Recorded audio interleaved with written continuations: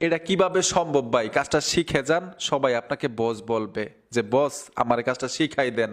এই যে দেখেন ভাই, আমার মোবাইলে তোলা নর্মাল একটা ছবি, আমি যদি জুম করি একদম বাজে অবস্থা ছবিটার। এই ছবিটা যদি আমি ফেসবুকে আপলোড দেই সবাই কইব খ্যাত, ঠিক না? এই ছবিটাকে কিন্তু আপনি 8K করতে পারবেন। ধরেন মোবাইলে তুলছেন নর্মাল একটা ছবি, সেই ছবিটাকে আপনি 8K করতে পারবেন। 4K না, 5K না, 6K না, 8K। বিশ্বাস হচ্ছে না? বিশ্বাস হইব কেমনে? কাজ করলে না বিশ্বাস হইতো মিয়া। এই যে দেখেন ভাই ম্যাজিকটা, যতই জুম করবেন ছবি ফাটবে না। বর্তমানে কিন্তু সবচাইতে ট্রেন্ডিং এ আছে এরকম 8K ছবিগুলো। এখন থেকে আপনিও পারবেন 8K ছবি আপলোড দিতে।